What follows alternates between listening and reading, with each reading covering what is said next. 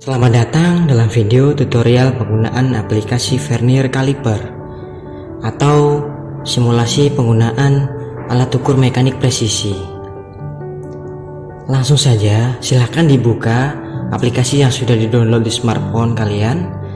Kemudian akan tampil beberapa jenis alat ukur, namun yang kita gunakan yaitu ada 3 nanti yang kita pelajari. Yang pertama adalah simulasi penggunaan jangka sorong, yang kedua latihan dengan jangka sorong, yang ketiga latihan dengan mikrometer. Ya, langsung saja kita coba yang bagian pertama yaitu simulasi jangka sorong.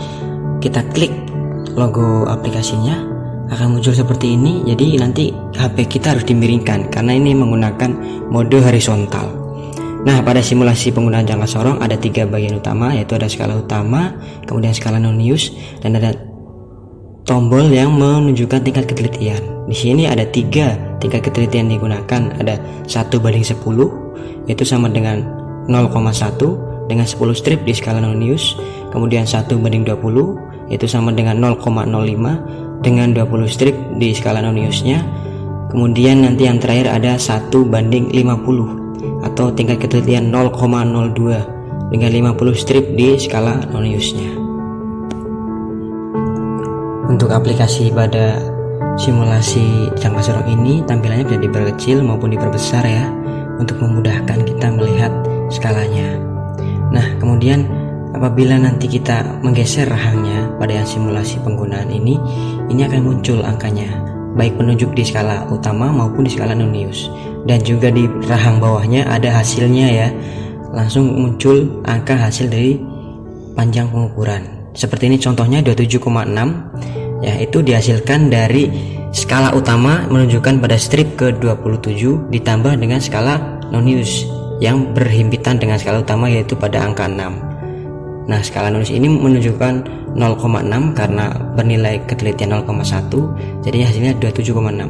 Kemudian lanjut pada yang kedua yaitu 45,5 dari hasil skala utamanya di strip yang ke 45 dan skala non-use-nya menunjukkan angka 0,25. Nah, ini juga untuk contoh yang selanjutnya. Mungkin teman-teman bisa langsung mencobanya di aplikasi agar bisa lebih memahami. Kemudian lanjut pada simulasi yang kedua yaitu latihan pengukuran jangka sorong dengan benda kerja. Kita klik langsung ya, muncul seperti biasa, mode horizontal harus dimiringkan. Nah, ini dia tampilannya hampir sama dengan simulasi yang pertama, namun perbedaannya adalah pada yang simulasi untuk latihan ini ada benda kerjanya dan ada tombol next untuk mengganti benda kerjanya apabila pengen ganti benda kerja yang lain. Nah, langsung saja kita coba. Untuk memulainya, langsung kita klik benda kerja, otomatis rahang akan membuka seperti ini. Kemudian kita tempelkan di ujung, kemudian kita jepit benda kerjanya dengan rahang yang satunya. Dijepitkan sampai benar-benar mengepres atau presisi menjepit benda kerja. Kemudian setelah rahang sudah menjepit, kita lihat hasil pengukurannya dengan melihat skala utama dan skala non-use. Bisa dilihat skala utamanya itu berhenti di strip ke 36 ya, angka 0 yang non-use berhenti di strip ke 36. Kemudian yang skala non-use-nya dicari yang stripnya itu sejajar dengan skala utama. Kalau nggak salah di angka 4 tadi ya. Nah, untuk menjawabnya kita harus mengklik tombol answer atau yang ada tulisan touch here to answer. Kita klik tombol itu, kemudian akan muncul dialog kotak seperti di gambar, yaitu ada muncul tombol-tombol angka untuk kita memasukkan angka atau jawaban. Kita masukkan tadi 36,4 ya, kemudian diklik cek. Nah, hasilnya seperti ini, jawabannya benar, kata-katanya bahasa Inggris, your reading is look good, I read 36,4. Nah, itu berarti benar jawabannya. Nah, kemudian bila kita pengen ganti benda kerja, silahkan diklik tombol next ya, seperti di gambar bisa ganti lagi, ukurannya beda, ada yang lebih kecil, ada yang lebih besar, ada yang lebih panjang, bisa yang logam, bisa yang jenis kayu juga, tergantung dari kita pengen latihannya seperti apa. Ini yang contoh lagi yang kayu yang kecil, pendek, kemudian kita jawab ya, kita contohkan ini yang salah ya, 1 14,4. Nah, jawabannya maybe I have bug. Mungkin saya punya kekeliruan. I reach 13,4. Berarti yang benar 13,4. Kemudian lanjut pada simulasi yang ketiga, yaitu mikrometer. Langsung saja kita coba klik simulasinya. Ya, akan muncul tampilan mikrometer. Nah, seperti di gambar. Nah, modenya sama ya, landscape atau horizontal, harus dimiringkan HP-nya.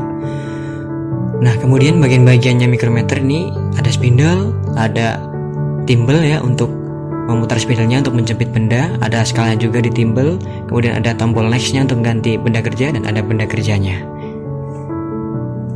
Kemudian untuk simulasi mikrometer ini, ketika kita akan membuka spindle atau rahangnya harus diputar timbelnya. Nanti di situ juga bisa muncul langsung penunjuk angkanya, berhenti di mana. Bisa dilihat ada skala utama yang berada di sleeve yang tertutup oleh timbel, kemudian timbelnya skalanya menunjukkan di angka berapa yang berhenti tepat di garis tengah skala di sleeve atau skala utama. Nah, jadi cara membacanya hampir sama dengan jangka sorong, skala utama ditambah skala nonius yang ada di timbel. Nah, mari kita langsung mencoba mengukur. Ketika digerakkan benda kerjanya, otomatis rahang membuka.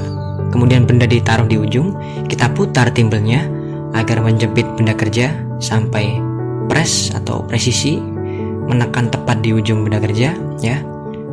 Nah, kita putar sampai benar-benar berhenti. Ketika sudah tidak berputar lagi, sudah mentok, nah baru kita lihat skala pengukurannya atau hasil pengukurannya. Nah, untuk menjawabnya sama dengan tadi, tombol answer.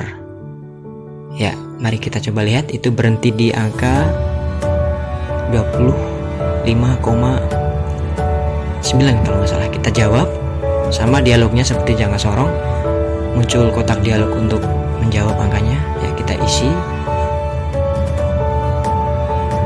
21,9, kemudian diklik cek, nanti akan muncul hasilnya benar atau salah.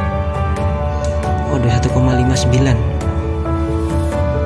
Ya, itu jawaban benar. Your reading is look good. Berarti jawaban kita benar, 21,59. Nah, langsung kita kalau jawaban benar berubah ke benda kerja lain, atau mau pengen diganti, tinggal klik tombol next sampai kita berganti-ganti benda kerja untuk latihan.